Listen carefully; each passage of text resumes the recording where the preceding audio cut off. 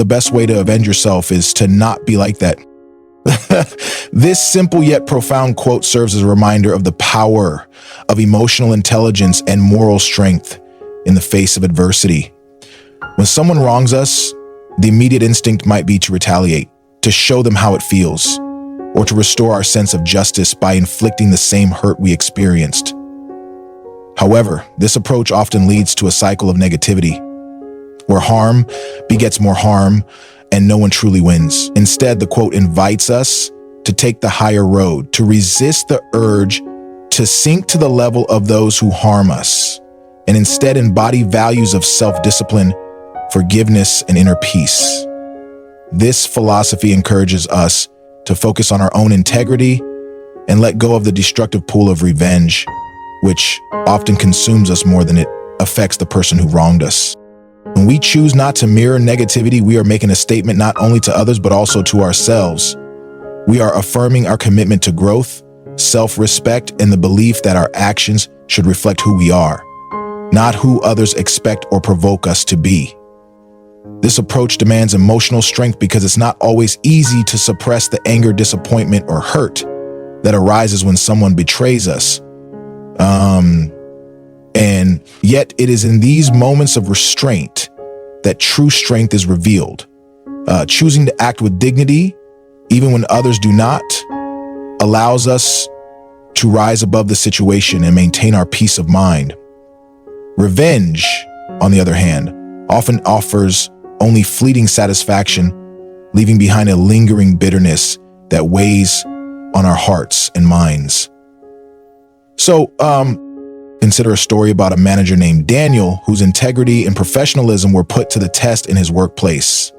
Daniel had been working tirelessly for months, exceeding expectations and delivering exceptional results. When a promotion opportunity arose, he was confident that his hard work and dedication would be recognized. However, to his shock and disappointment, the promotion was given to his colleague, Emma.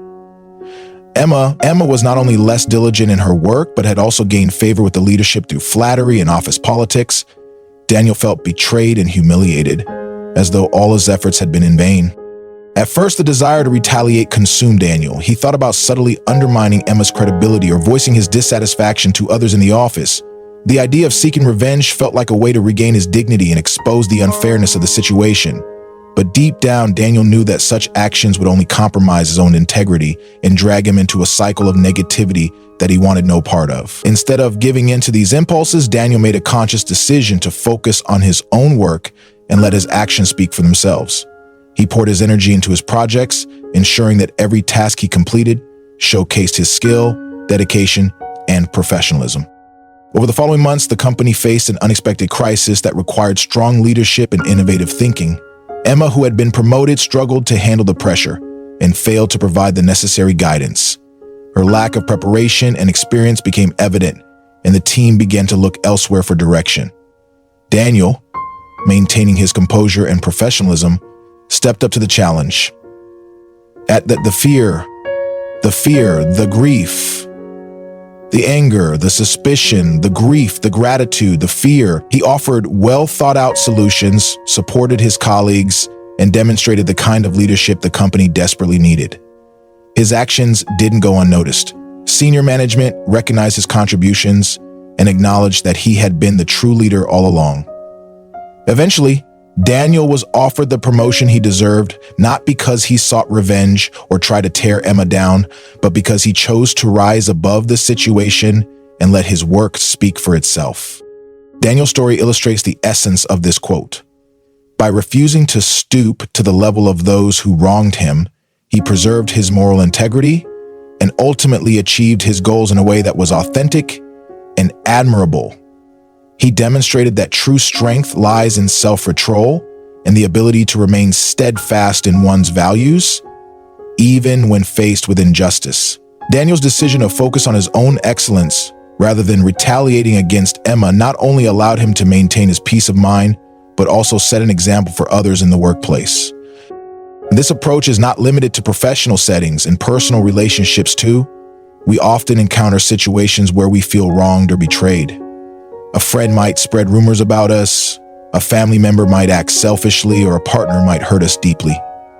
In these moments, the temptation to lash out to make them feel the pain they caused can be overwhelming. But if we choose instead to act with kindness, understanding, or simply silence, we break the cycle of harm and create space for healing. We show ourselves and others that we are not defined by the actions of those around us, but by our own choices and character. The idea that the best way to avenge yourself is to not be like that is a call to transcend the immediate emotions of anger and hurt. It challenges us to reflect on what kind of person we want to be and what legacy we want to leave behind. Do we want to be remembered as someone who let others dictate our behavior, or as someone who stood firm in our principles and refused to let negativity define us? The choice is ours, and it is in making the choice to rise above that we find true strength and freedom. Ultimately, the philosophy behind this quote is about empowerment. By choosing not to retaliate, we take control of our own narrative. We refuse to let the actions of others dictate our emotions or our behavior. Instead, we focus on becoming the best version of ourselves, unshaken by the negativity that surrounds us.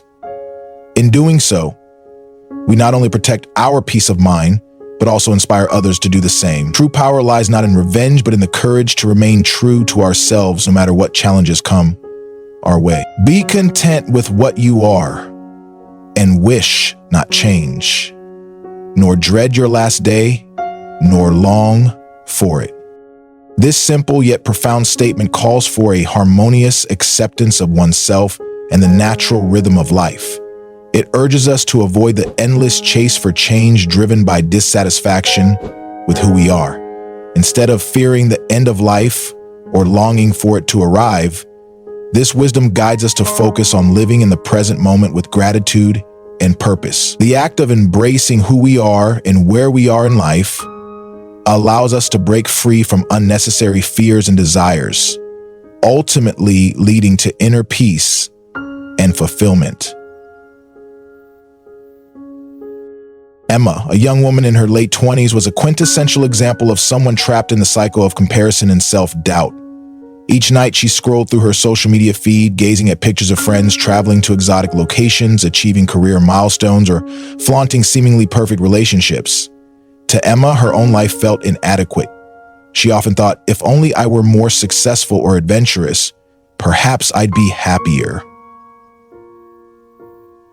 These thoughts weighed heavily on her, stealing the joy of her daily life. One evening, Emma stumbled upon a book at her local library. As she flipped through the pages, her eyes landed on the quote above. It was a moment of epiphany for her. The words resonated deeply, and she felt compelled to reevaluate her perspective on life. Then, taking inspiration from the quote, Emma decided to start a small nightly ritual. She began jotting down 3 things she was grateful for about herself or her day. At first, it felt awkward and insincere, but with time, the practice became transformative. Emma started noticing her own strengths, her kindness, her perseverance, and her ability to find joy in simple moments. Slowly, the grip of comparison loosened. Slowly, the grip of comparison loosened. She learned to appreciate her own journey, imperfections and all. Her life didn't become perfect overnight, but her perception of it shifted profoundly. The quote had taught her to find beauty in the present and to stop chasing a version of happiness that wasn't her own.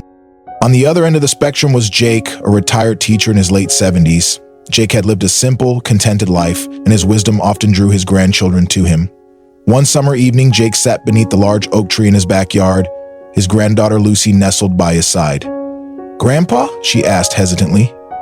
"Aren't you scared of getting older or what comes after?" Jake's weathered face broke into a warm smile. "Not at all, sweetheart," he replied. "I've lived each day the best I could, and I've made peace with the fact that everything has its time. When you stop fearing the end and stop longing for what's ahead, you'll find that life truly happens in the now." Jake went on to share his story from his youth. He spoke of a close friend, Tom, who had spent so much time worrying about his future that he missed out on the simple joys of their friendship. One summer, while Jake and others enjoyed a spontaneous picnic by the river, Tom had stayed behind to plan his perfect career. Years later, when Jake looked back on that day, the memories of laughter, the taste of fresh lemonade, and the sunlight glinting off the water still brought a smile to his face. Meanwhile, Tom's relentless planning had left him regretful about the moments he'd missed. Jake's words stayed with Lucy, planting a seed of understanding about the value of the present. The essence of this quote lies in its ability to remind us that the present moment is all we truly have. Life's impermanence, rather than being a source of fear, can become a profound motivator to live more fully. When we compare ourselves to others or dwell on what might have been, we surrender the richness of the here and now.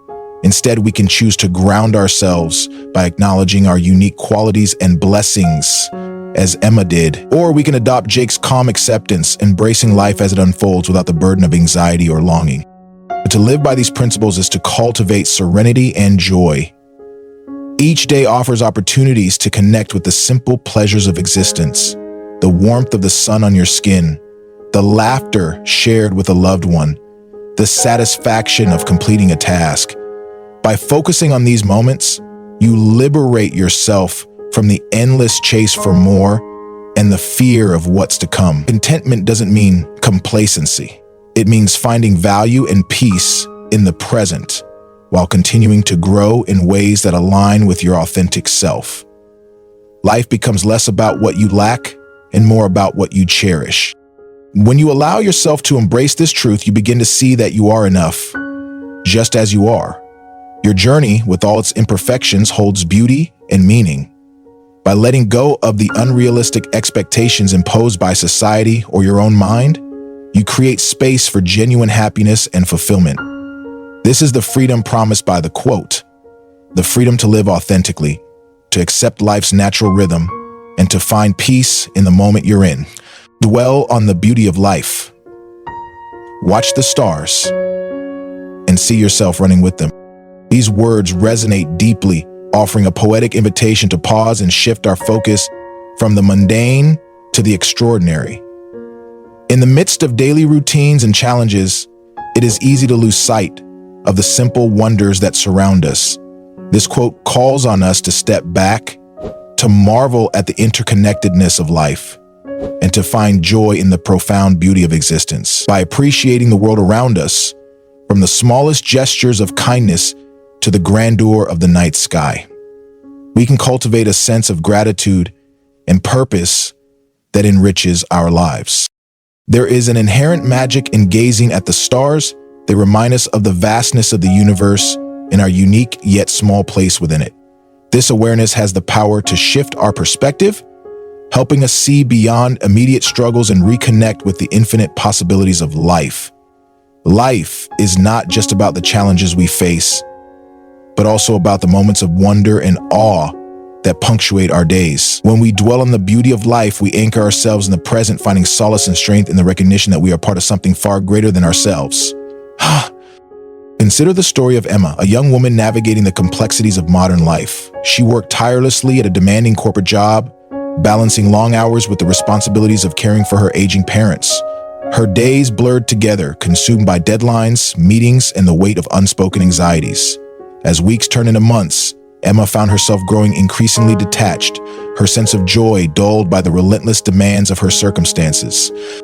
One particularly overwhelming evening, after finishing a grueling day of work, Emma stepped outside her home in search of a brief escape. The air was cool and crisp, carrying with it the faint scent of blooming jasmine. Above her, the night sky stretched endlessly, a canvas of twinkling stars, shining with a quiet brilliance.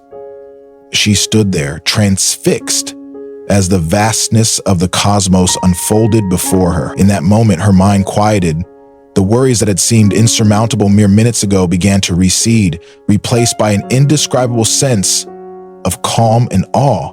Just as she gazed upward, Emma recalled a cherished memory from her childhood. She and her father used to lie on the sandy beach near their home, tracing constellations with their fingers and weaving fantastical stories about the stars. They would imagine themselves soaring among the constellations, unbound by the limits of the earth. That memory, once buried beneath years of stress and routine, now resurfaced with vivid clarity, filling her heart with warmth and gratitude. That night, Emma made a decision. She resolved to reclaim moments of wonder in her life, starting with a simple ritual: stargazing. Every week, she would carve out time to step outside, breathe deeply, and immerse herself in the quiet majesty of the night sky. Over time, this practice became more than just a routine. It became a source of healing and inspiration. As Emma lay beneath the stars, she began to reflect on her life with a newfound perspective. Her challenges remained, but they no longer consumed her. Instead, they seemed smaller, part of a larger tapestry of existence that she was privileged to be a part of. Through this simple act of stargazing, Emma rediscovered the beauty of life. She realized that joy and gratitude often lie in the moments we overlook: the laughter of a loved one, the colors of a sunset, the gentle rustle of leaves in the wind. The stars became a symbol of hope and infinite possibility, reminding her that even in the face of hardship, there is always a reason to marvel, to dream, and to believe in a brighter tomorrow. The lesson Emma's story imparts is one we can all embrace. Life is filled with beauty, even amidst its trials. By taking the time to pause and appreciate the wonders around us, we create space for joy and resilience to flourish. Whether it is watching the stars, listening to the waves, or simply noticing the kindness of a stranger, these moments of connection to the world around us remind us of our shared humanity and our place within the cosmos. Now, when we look up at the stars and imagine ourselves running with them, we tap into a sense of wonder that is both humbling and empowering. The grandeur of the universe reflects our potential, our resilience, and our capacity for awe. In embracing this perspective, we find not only peace, but also a profound sense of purpose. By dwelling on the beauty of life, we unlock a wellspring of gratitude and joy that sustains us through life's many seasons, guiding us toward a life rich in meaning and wonder. If you are distressed by anything external, the pain is not due to the thing itself, but to your estimate of it. And this you have the power to revoke at any moment. These profound words from Marcus Aurelius encapsulate the essence of Stoic philosophy, a timeless reminder that much of the suffering we experience in life stems not from the events themselves, but from how we perceive and interpret them. This idea, though simple in its articulation, holds immense transformative power when applied to our daily lives. It is an invitation to reclaim agency over our thoughts and emotions, to recognize that while the external world may be beyond our control, our inner world is ours to govern. Consider the story of Anna, a young marketing professional with ambitions as vast as her talent. She had been preparing for weeks for a major client presentation, meticulously crafting slides, practicing her delivery, and rehearsing answers to potential questions. On the morning of the big day, dressed in her big suit and brimming with nervous excitement, Anna encountered an unexpected calamity. Her laptop crashed, erasing all her work. Panic engulfed her and tears welled up as she envisioned the presentation, her opportunity to shine, turning into a humiliating failure. Her first instinct was to call the client and cancel, convinced there was no way forward. But as she sat in her car, grappling with her emotions, she recalled a piece of advice her late grandfather had given her during her teenage years. You can't control the wind, but you can adjust your sails. Anna's grandfather, a sailor, had always used this metaphor to teach her resilience. Inspired by his words, she decided to pause and reconsider. Was the situation truly as catastrophic as she imagined? Could she reframe it in a way that allowed her to move forward instead of retreating? Taking a deep breath, Anna chose to view the setback not as an insurmountable obstacle, but as an opportunity to demonstrate her knowledge and adaptability. She arrived at the client's office, greeted them with an honest explanation about the technical issue, and proceeded to deliver the presentation without slides. Speaking with passion and clarity, Anna relied on her expertise and thorough preparation. To her astonishment, the clients were deeply impressed. They commended her ability to think on her feet and articulate her ideas so compellingly. The deal was secured, and Anna walked away with not just professional success, but also a renewed understanding of her own resilience. Anna's story illustrates the profound truth of Marcus Aurelius's words. The laptop crash was an external event, neutral in its essence. It was Anna's initial judgment of the situation, her belief that it was a disaster that caused her distress. By choosing to reinterpret the event, she transformed it into a moment of growth and triumph. This shift in perspective highlights a crucial principle of Stoicism, but of our own minds: the perception of what we think and feel. This principle applies universally, whether in moments of great importance or in the mundane frustrations of daily life. Imagine being stuck in traffic on a busy morning. The cars are at a standstill, the minutes ticking by as you edge closer to being late for work. In such a moment, it's easy to succumb to anger, honking your horn and cursing under your breath. But if you pause to reflect, you might realize that the traffic itself is not inherently distressing. The frustration stems from your desire to control the uncontrollable, your expectation of a smooth commute, and your resistance to the reality of delay. By shifting your perspective, this inconvenience can transform into an opportunity, a chance to listen to your favorite podcast, practice deep breathing, or simply embrace a moment of stillness in an otherwise hectic day. Criticism, too, offers a fertile ground for applying this wisdom. John, a budding writer, once submitted his manuscript to a renowned editor, eagerly awaiting feedback. When the response came, it was filled with pointed critiques. John felt devastated, interpreting the feedback as a personal attack on his abilities. He considered abandoning the project altogether, believing himself unworthy of success. But after a few days of reflection, he revisited the critique with a calmer mind. This time, he saw the suggestions for what they were: an opportunity to improve his work. Incorporating the editor's insights, John rewrote his manuscript, which eventually became a celebrated piece of literature. What initially seemed like a source of pain turned into a catalyst for growth. At its core, Marcus Aurelius's quote is a call to recognize the power of choice. Life is full of uncontrollable events, from professional setbacks to personal challenges. Yet within each of these moments lies a choice: to succumb to despair or to rise with resilience. The key is to cultivate mindfulness, to pause and question the judgments we place on external events. Is this truly as catastrophic as I think? Is my reaction serving me, or is it deepening my distress? By asking these questions, we create space to reframe our experiences, to find peace and clarity, even amidst chaos. This philosophy does not suggest ignoring genuine hardships or pretending that everything is fine. Rather, it encourages us to separate the facts of a situation from our interpretation of them.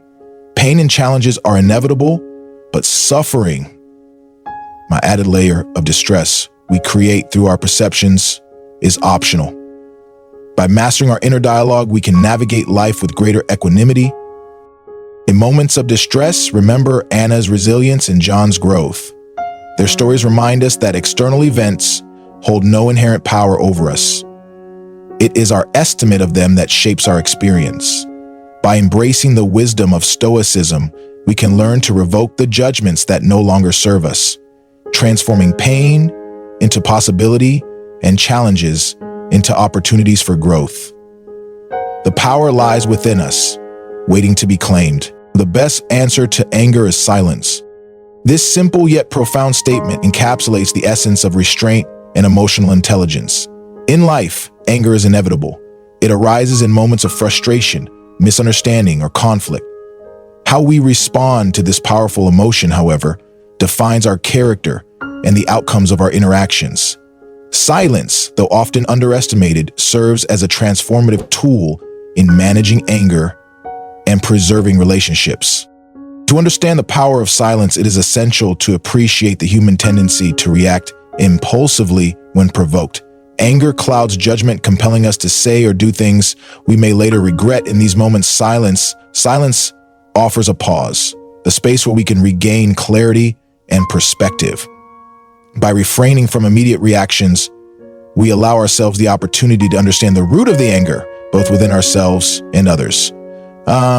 This pause does not mean suppressing feelings or ignoring the issue. Rather, It is a deliberate choice to respond thoughtfully instead of impulsively. James, a young professional working in a competitive corporate environment, experienced the transformative power of silence during a particularly tense moment. One day during a high-stakes meeting, James presented a proposal he had spent weeks preparing. Midway through his presentation, Richard, a colleague known for his bluntness, interrupted with scathing criticism. Richard labeled James's ideas as unrealistic and poorly thought out, his tone dripping with disdain. Lessons elaborated on his great poetic talent before he advanced to the ranks of realistic. Net worth, $1.2 billion. Okay, the comments made in front of their manager and peers felt like a personal attack, and James's initial reaction was a surge of anger. He felt the words forming on his tongue, sharp retorts that would defend his work and reputation. But James paused. Instead of speaking, he took a deep breath and remained silent. He listened as Richard continued, his words growing harsher, but James's silence shifted the dynamic in the room. His colleagues began to notice Richard's tone, and the manager subtly frowned at the hostility. By choosing silence, James avoided escalating the confrontation. After the meeting, James took time to reflect on the situation. He recognized that Richard's outburst might not have been entirely about the proposal. Perhaps there were underlying stressors influencing his behavior. Later that day, James approached Richard privately. With a calm and composed demeanor, he asked if there were specific concerns Richard wanted to discuss about the proposal. The question caught Richard off guard.